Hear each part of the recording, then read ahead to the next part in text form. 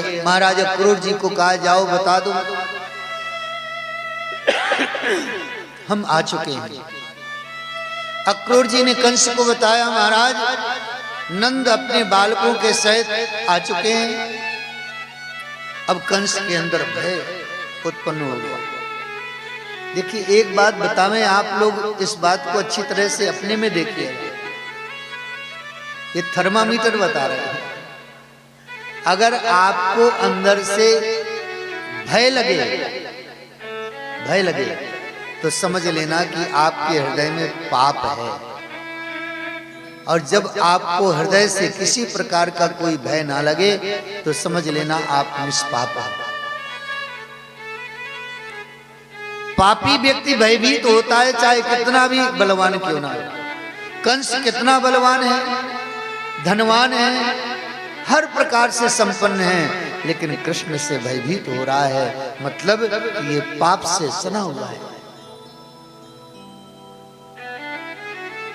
रात भर नींद नहीं आई कंस को। कन्हैया ने दाऊ जी से कहा दाऊ हमारी इच्छा है कि मथुरा नगरी घूमे हम। दाऊ ने कहा देख लाला बाबा जाने नहीं देंगे। कन्हैया ने कहा दाऊ बाबा आप पर विश्वास करते हैं, आप कहिए बाबा से। बलदाऊ जी बाबा नंद के पास गए और बोले बाबा लाला की इच्छा है रही है मथुरा नगरी देखने की। ना भैया ये मथुरा के लोग बिल्कुल भी दया नहीं है इनके अंदर। लाला बड़ा ऊधमी है। लाला ने कुछ नुकसान किसी का कर दिया तो ये मथुरावासी क्षमा नहीं करेंगे।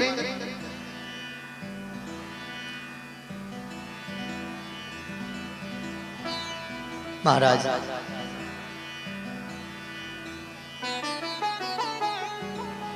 दाऊ जी ने कहा कि बाबा मैं लाला का हाथ पकड़ के जाऊंगा, आप चिंता मत करो। ठीक है ले जाओ। और कन्हैया गए तो जमुना जी में मथुरा के पास में जमुना जी है। एक विश्राम घाट नाम का बड़ा सुंदर घाट है। कंस के धोबी वहां कपड़े धुलते थे। कन्हैया अपने सखाओं को लेके गए और बोले मामा जी हमें कपड़े दे दो। धोबी ने कहा मूर्ख लज्जा नहीं आती, राजा महाराजा के कपड़े और तुम अहीर के बालक कपड़े पहनोगे। डांट दिया उन्हें। तो कन्हैया को अच्छा नहीं लगा। कन्हैया ने हाथ को तलवार बनाई और हाँ उस धोबी के गर्दन में मारा तो उसका मस्तक उड़ गया। सारे कपड़े उठा के बालकों को पहना दिया। सुंदर कपड़े पहने, लेकिन कपड़े थोड़े लंबे थे तो एक दर्जी को बुला करके ठीक करवाए। नाप के कपड़े हुए। सुदामा नाम के माली से कहा तुम माला पहनाओ। सबको माला पहनाया। इतने में कुब्जा नाम की दासी कंस की दरबार की एक शैरेंद्री जो कई जगह से टेढ़ी थी, सुंदर नहीं थी, उसका चंदन कंस बहुत प्रेम से मस्तक पे लगा। चंदन बहुत अच्छा बनाती थी।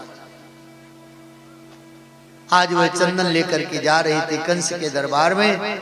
श्याम सुंदर ने देखा ए सुंदरी। वो सोचने लगी आज तक संसार में मुझे कोई देखना पसंद नहीं करता है, ये मुझे सुंदरी कहने वाला कौन है। मुड़ करके देखा श्याम सुंदर को देखते ही प्रसन्न हो गई वह। और वह शैरेंद्री कुब्जा आई और श्याम सुंदर के मस्तक पे सुंदर चंदन का लेप कर दिया। दाऊ के मस्तक पे सुंदर शीतल चंदन लगाया। सभी बालकों को लगाया। सब प्रसन्न हो गए।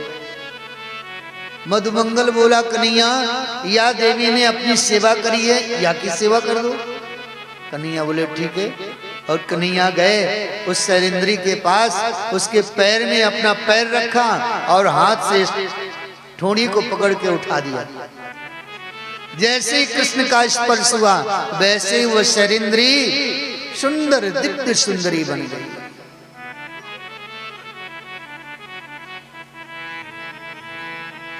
और कन्हैया का हाथ पकड़ा, बोले चलिए। कन्हैया बोले कहाँ? बोले जहां मेरा घर है। कन्हैया बोले अभी नहीं, समय आएगा तो हम चलेंगे तुम्हारे। इस प्रकार से भगवान ने उस शैलेंद्री को भी सुंदर बनाया, कंस का धनुष का खंडन किया और प्रातः काल कुबलिया पेड़ नाम के हाथी का वध करके दोनों बालक नंद के साथ में और सभी सखाओं के साथ उस रंगशाला में पहुंच गए, जहां पर विशाल अखाड़े का आयोजन किया गया। कंस ऊंचे सिंहासन में बैठा हुआ है,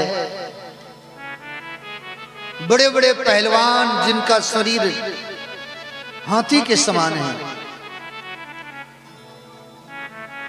कंस ने घोषणा किया, एवं चर्चित संकल्पो भगवान मधुसूदन आसादात चारूरम मुष्टिकम रोहिणी सुतम। कंस ने घोषणा करवाई कि चाणूर को कृष्ण के साथ लड़ाया जाए, मुष्टिक को बलराम के साथ लड़ाया जाए।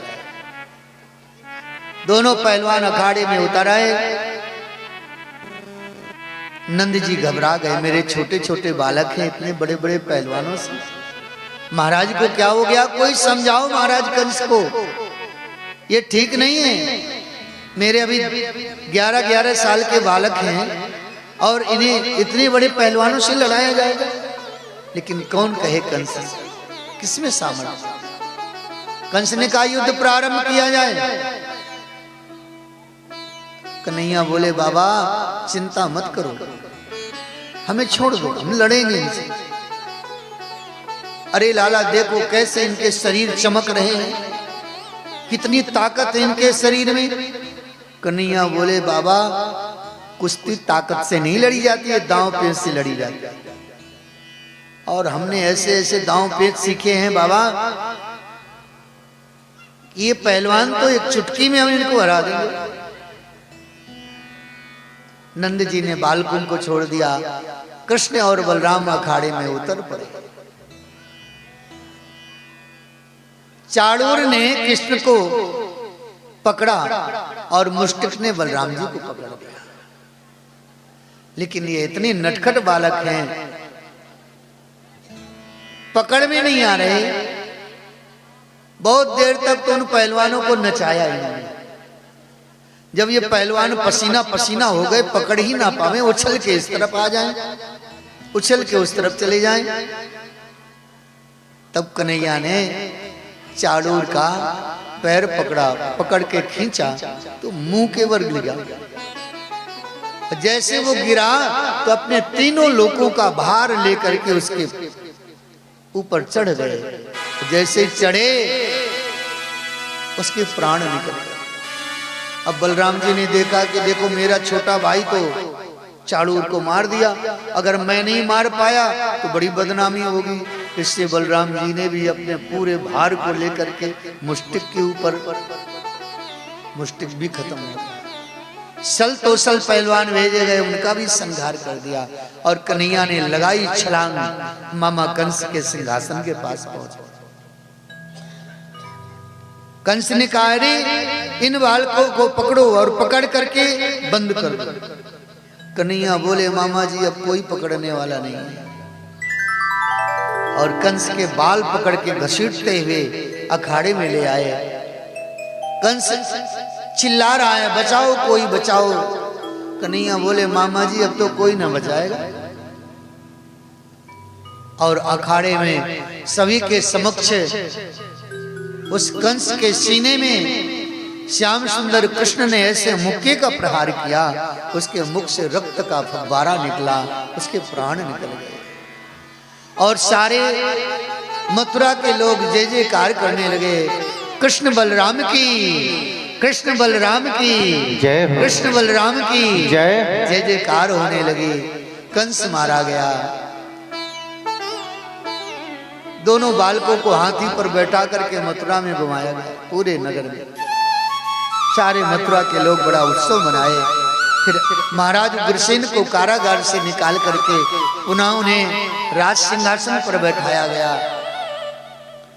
अपने माता पिता से जाकर के कृष्ण मिले, वसुदेव और देवकी से मिले। बहुत रोई देवकी और बड़ी प्रसन्न भी भई अपने लाला को देख करके। यशोदा को धन्यवाद दे रही हैं, धन्य है यशोदा, तुझे कोटि धन्यवाद है, तूने मेरे लाला की खूब सेवा की। फिर भगवान श्री कृष्ण ने योग माया का प्रभाव किया। नंद जी बोले लाला मैं तो जा रहा हूं, मेरी गैया भूखी प्यासी होंगी। बोले बाबा आप जाइए, मैं अब कुछ समय यहाँ मथुरा में रह लूं। नंद जी सखाओं को लेकर के, कृष्ण सखाओं को लेकर के वृंदावन चले गए। कृष्ण और बलराम मथुरा में रुक गए। वसुदेव जी ने विचार किया कि मेरे पुत्र अभी तक अशिक्षित हैं, 12 वर्ष के, शिक्षा नहीं प्राप्त करें। और वो माता पिता को धिक्कार है कि जिनका पुत्र अशिक्षित हो, अज्ञानी हो, मूर्ख हो।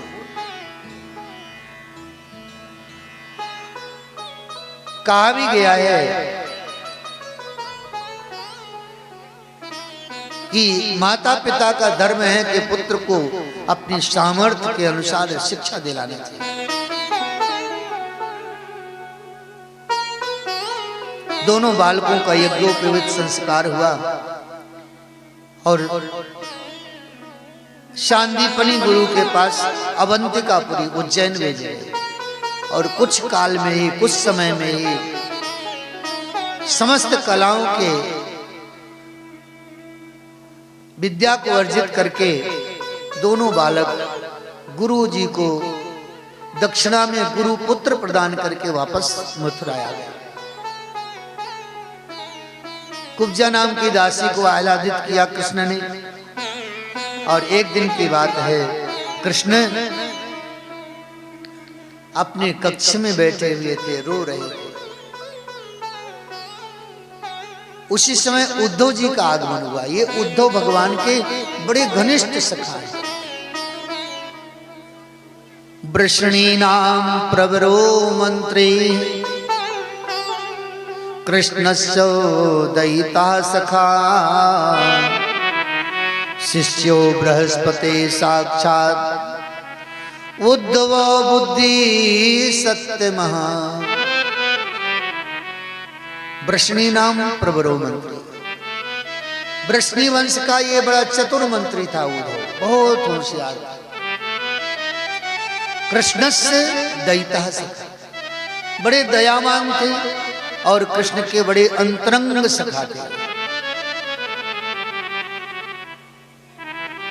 इन्होंने गुरु बृहस्पति से शिक्षा प्राप्त की थी। इस बात का इन्हें अहंकार था,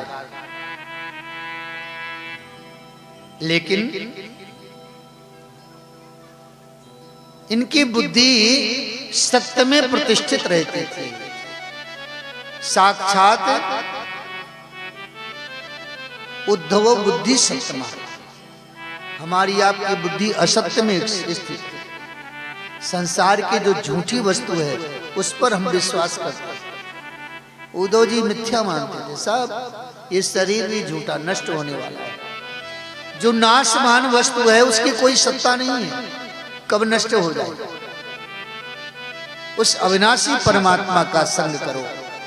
उद्धव सत्य में प्रतिष्ठित रहते थे।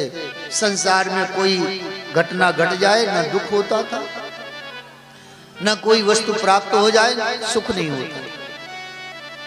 ऐसे उद्धव आज कृष्ण को रोते हुए देखा इन्होंने। पूछने लगे कृष्ण क्यों रो रहे हैं? कन्हैया बोले उद्धव मुझे मां की याद आती है, वृंदावन की याद आती है।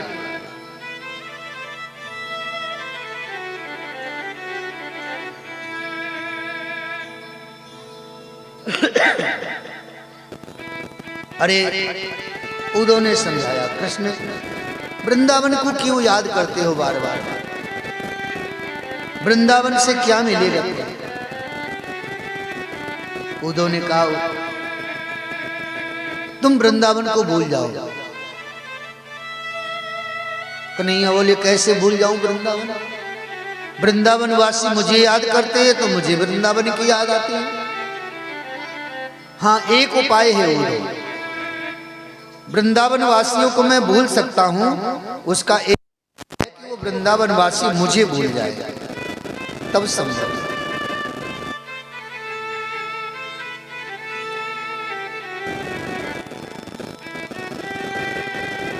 यशोदा की याद है। देखो, माँ की याद तो सभी को आती है, कोई भी ऐसा व्यक्ति नहीं होगा जो माँ को न याद आए।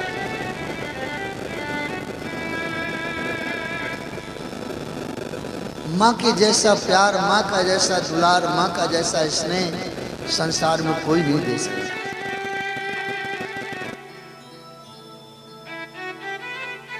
इसलिए माँ को निरंतर स्मरण करना चाहिए। संसार के सारे संबंध स्वार्थ परक होते हैं। अगर पुत्र कमाई न करे ना, कुछ काम धाम न करे, तो पिता भी कह देता नालायक निकल जा घर से, लेकिन माँ कभी नहीं कहेगी। माँ अगर नालायक पुत्र होगा ना तो चुपके से माँ उसको खिलाएगी पिलाएगी और समझाएगी क्यों ऐसा करता है, डांट खाता रहता है फिर भी करता है, समझाएगी। माँ का प्यार बहुत उत्तम है। तू कितनी अच्छी है, तू कितनी भोली है, प्यारी प्यारी है ओ माँ, ओ माँ, ओ माँ, ओ माँ। कितनी प्यारी है, वो कितनी प्यारी है, प्यारी प्यारी है ओ माँ, ओ माँ, ओ माँ, ओ माँ। ये जो दुनिया है बन है कांटों का, तू फुलवारी है ओ माँ, ओ माँ, ओ माँ, ओ माँ, ओ माँ, मेरी माँ।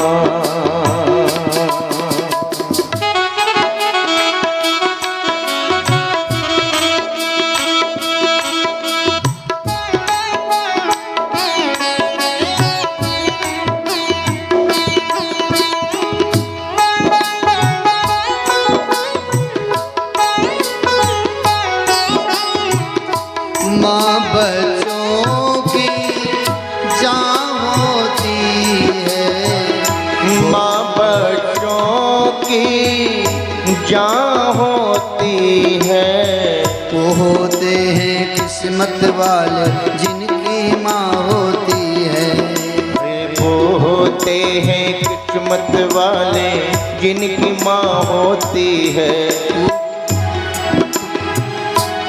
तू कितनी सुंदर है, तू कितनी शीतल है, न्यारी न्यारी है ओ माँ,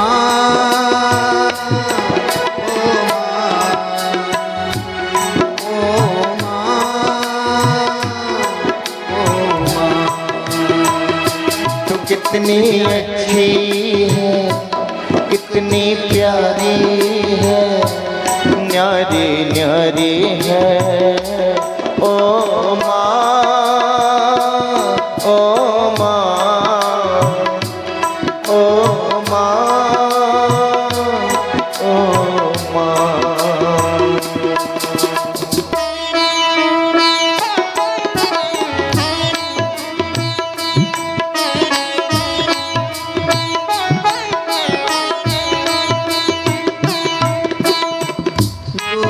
लागी है माँ तेरी अखियाँ, दुखन लागे माँ तेरी अखियाँ, मेरे लिए जागी है तो सारी सारी रतियाँ।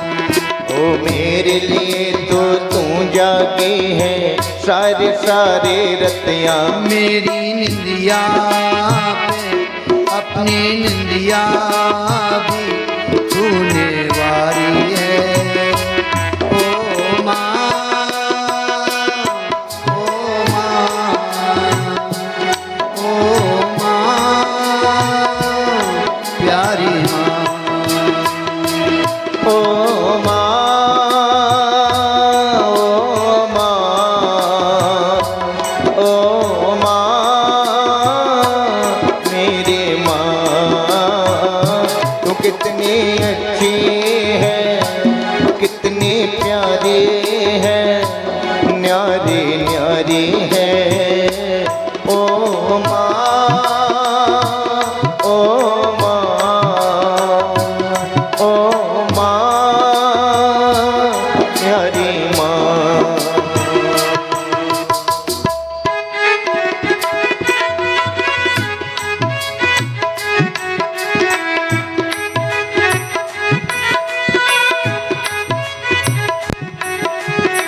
अपना नहीं है तुझे सुख दुख कोई, अपना नहीं है सुख दुख कोई। मैं मुस्काया तू मुस्काई, मैं रोया तू रोई। ओ मैं मुस्काया तू मुस्काई, मैं रोया तू रोई। मेरे हंसने पे मेरे रोने पे तू बलिहारी है। ओ माँ,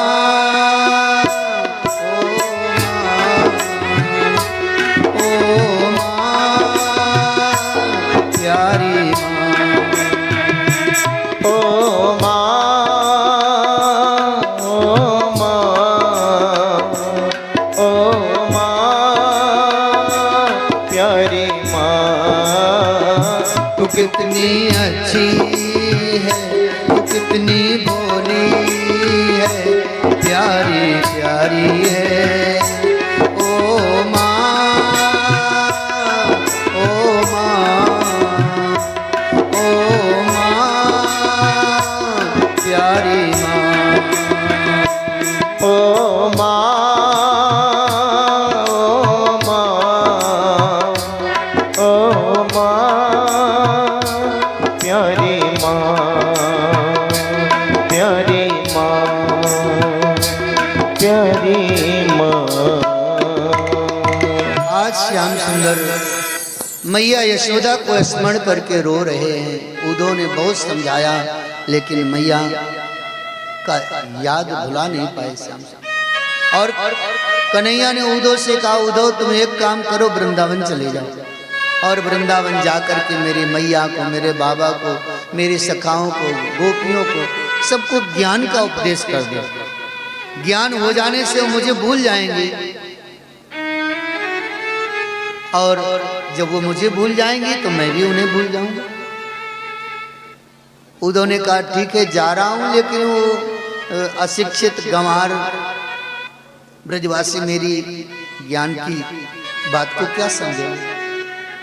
कन्हैया बोले जितना समझेंगे उतना ही समझा देना। उद्धव जी कृष्ण का संदेश लेके वृंदावन जा रहे हैं, लेकिन जब से श्री श्याम सुंदर आए वृंदावन से, उस दिन से वृंदावन की दशा भैया बड़ी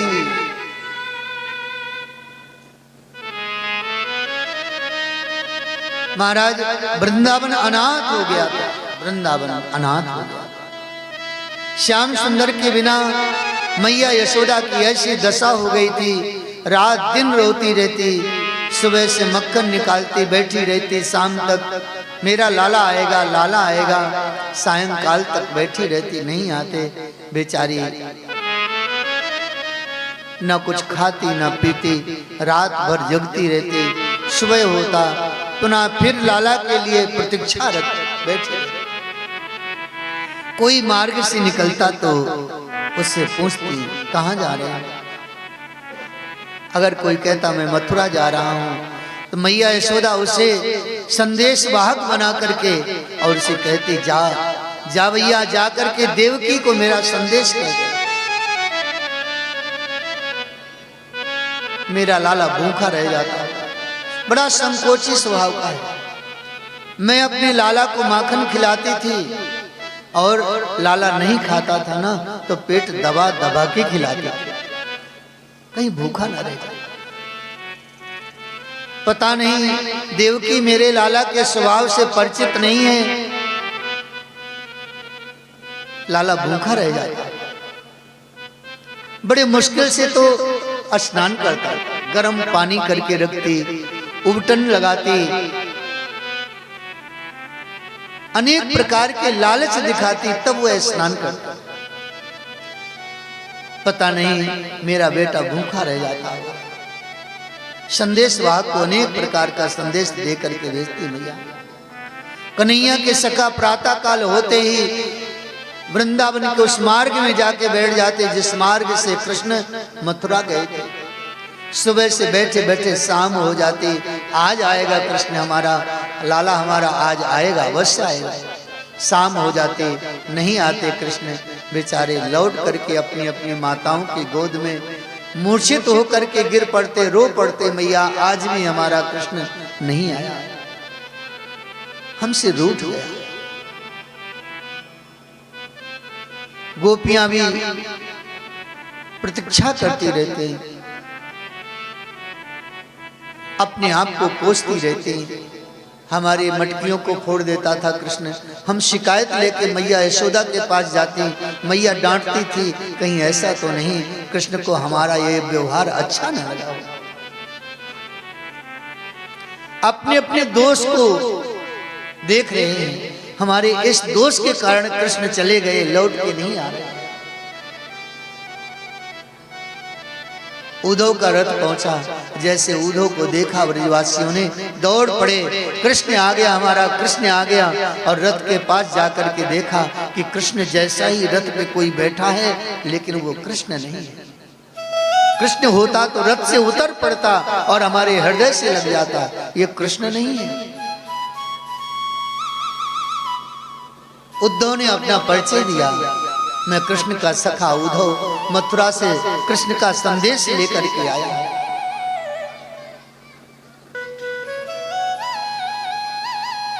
सबने सर झुका लिया सखाओं ने, इतने दिन बाद कृष्ण ने हमें याद किया कम से कम। उद्धव रथ से उतरे, सखाओं से पूछने लगे, भैया यशोदा का भवन कहाँ है? सखाओं ने कहा, उद्धव यशोदा के भवन को पूछने की जरूरत नहीं है। क्यों?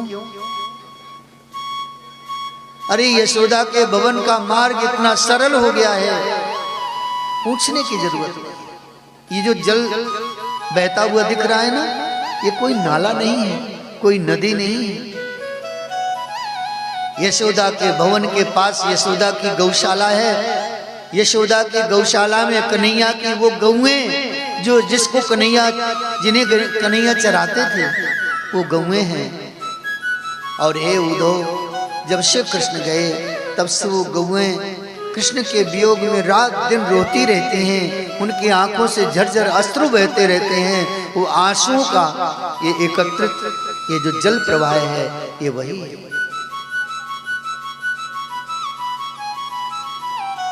श्री उद्धव जी ने जब ये बात सुनी तो उद्धव जी का ज्ञान ठंडा पड़ गया। जब पशुओं की ऐसी दशा है तो वहां के मानव की क्या दशा होगी। उद्धव जी का हाथ पकड़ा, यशोदा के भवन में ले गए और यशोदा के भवन में कहा, जाओ जाकर के अपना परिचय दो। नंद जी ने देखा, नंद जी ने बड़े प्यार से उद्धव को गोद में लिया। जैसे लाला से प्यार करते थे नंद जी ने, वैसे ही स्नेह उद्धव से किया। अपना परिचय दिया उद्धव ने, नंद जी ने कहा जाओ अंदर यशोदा है, उनको भी बता दो।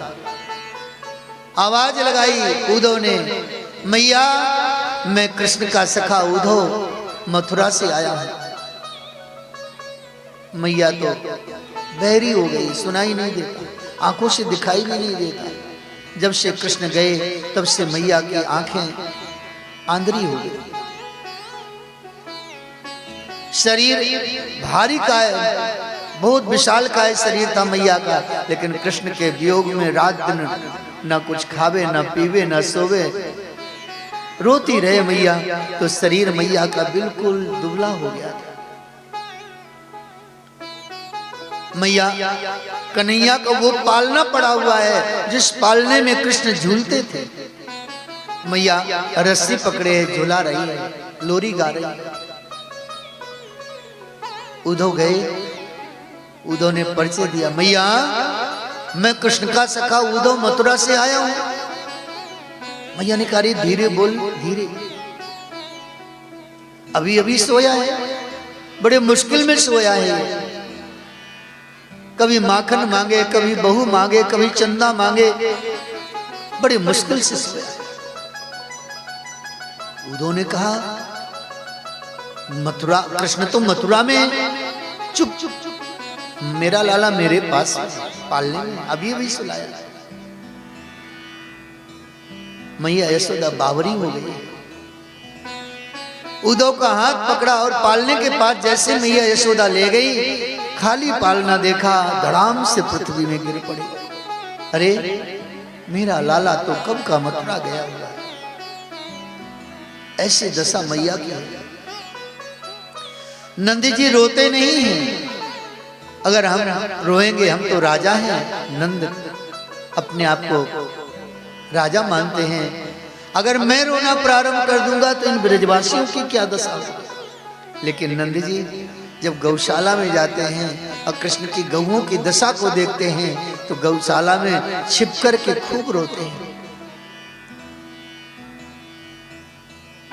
कृष्ण के वियोग में वो गौएं जिनको श्याम सुंदर कृष्ण चराते थे, आज कहीं से कोई कृष्ण की आवाज करे, कृष्ण का शब्द उच्चारण करे, वो गौएं दौड़ करके उस तरफ जाती हैं। लगता है हमारे कृष्ण यहाँ आए। गोपियां आई और उद्धव का हाथ पकड़ करके ले गए।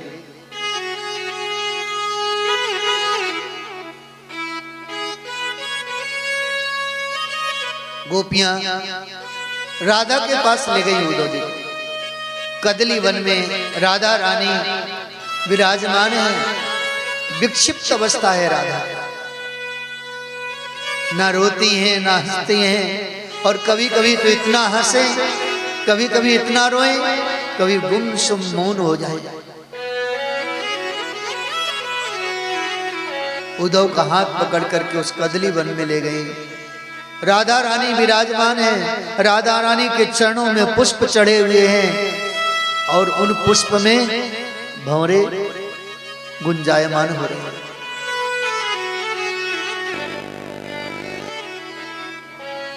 गोपियों ने उस भंवरे को लक्ष्य करके उद्धव को बड़ी खरी खोटी सुनाई। मधुप की तव बंधो मास्प्रसांग्रिं सपत्न्या कुछ विलुलित माला कुंकुमस्मश्रुभिर्ना वहतु मधुपतिस्तन माननीनां प्रसादं यदु सदसि विरम्यं यस्य दूतस्त्वमीद्र मधुप की तव बंधो। गोपियां कहते हैं अरे भौरे, तू कपटी कृष्ण का कपटी मित्र है। जैसा तू कपट का व्यवहार करता है वैसा तेरा सखा कृष्ण भी बहुत कपटी है। उद्धव को सुना रही है गोपियां, भौरे का तो बहाना है।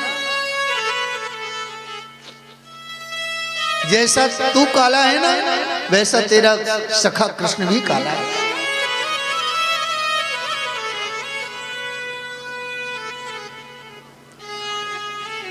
जैसे तू पुष्प के पराग को लेकर के चला जाता है, फिर उस पुष्प से तेरा कोई संबंध नहीं रहता, वैसे ही कृष्ण भी हमारे प्रेम पराग को लेके मथुरा चले गए, हमसे कोई संबंध नहीं है। शक्रधर सुधाम स्वाम मोहिनीं पाययित्वा सुमनस इव सद्या